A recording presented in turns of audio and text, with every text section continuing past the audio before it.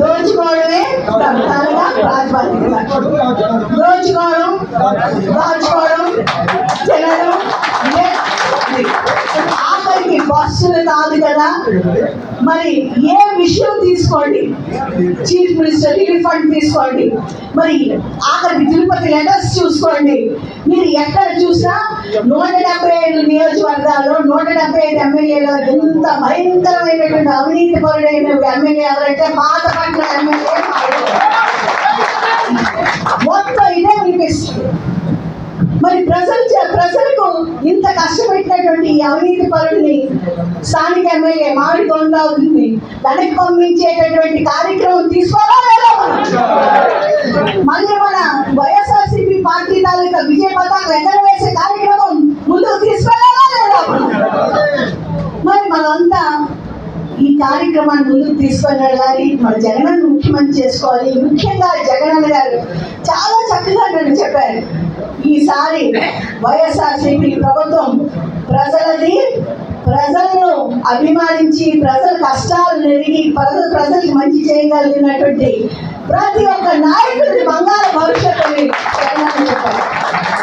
అందుకే మన నియోజకవర్గంలో 159 పంచాయతీ.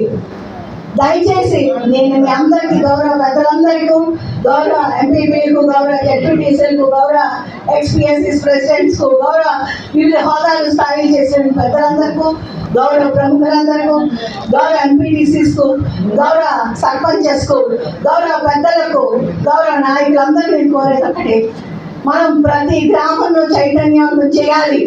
ప్రతి ఒక్కరు ముందుండాలి. గ్రామ కమిటీలు అనేవి ఈ డిసెంబర్ 15 కల్లా పూర్తి చేయాలి.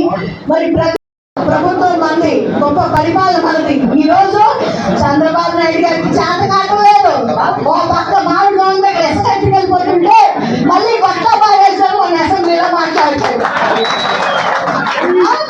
అది ఇప్పుడున్న పరిస్థితి. కొత్త వెళ్ళి కాల్ చేయాలంట, ఎందుకంటే మనం ఎస్కెట్టుకోవడానికి. అవునా కాదా? ఎందుగా చంద్రబాబు నాయుడు, ఎందుగా లోకేష్, మీరు పేద ప్రజలకు అందుబాటులో లేక, మీరు పేద ప్రజల కోసం మంచి చేయలేక, ఇవ్వాల్సిన పెన్షన్లు ఇవ్వలేక, ఒక సంక్షేమ పథకం ఇవ్వలేక, అభివృద్ధి చేయలేక, రోడ్లు వేస్తే రోడ్లు మరుసటి రోజు చూస్తే రోడ్లంతా మొత్తం ఏమంటారు, గొంతులు పడిపోతాయి. రోడ్ అంతా మల్టీ చేసి క్వాలిటీ లేదు, నో క్వాలిటీ కంట్రోల్, అంతా కమిషన్, అంతా 7% 8% అది అసలు వ్యాపారాలు అవుతున్నాయి.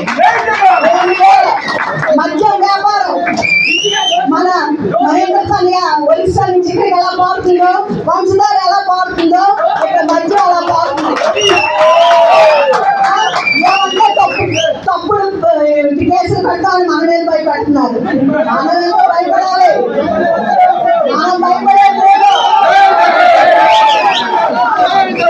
మనకి డిజిటల్ బుక్ ఉంది, మనకి జగనన్న రక్ష ఉంది, జగనన్న సురక్ష ఉంది. మళ్ళీ మనమే రావాలి, ప్రజలు ఆదుకోవాలి, మంచి పరిపాలన ప్రపంచంలో ఆంధ్రప్రదేశ్ చూపించాలంటే మళ్ళీ మన వైఎస్ఆర్ ఇది మన అందరం కూడా చైతన్యవంతులై ప్రతి ఒక్కరూ మనకుండే అభిప్రాయ భేదాలు పక్కన పెడదాం. మనం ముందు అధికారంలో రావాలి, ప్రజలు తోడుగా ఉండాలి, ప్రజలకు మంచి చేయాలి, ప్రతి ఒక్క పేదవాడిని ఆదుకోవాలి, ప్రతి ఒక్క ఆడబిడ్డని అక్క చెల్లిగా చూడాలి, ప్రతి ఒక్క ఆడబిడ్డ ఆ బిడ్డను, ఆ పేదవాళ్ళ బిడ్డలను ఉన్నతమైన స్థానంలో చదివించాలి, ప్రతి ఒక్కరికి ఆరోగ్యశ్రీ అందించాలి, ప్రతి ఒక్కరికి విద్యా సంస్థలను తీసుకురావాలనేది నా తాలూకు కోరిక, జగనన్న తాలూకు కోరిక.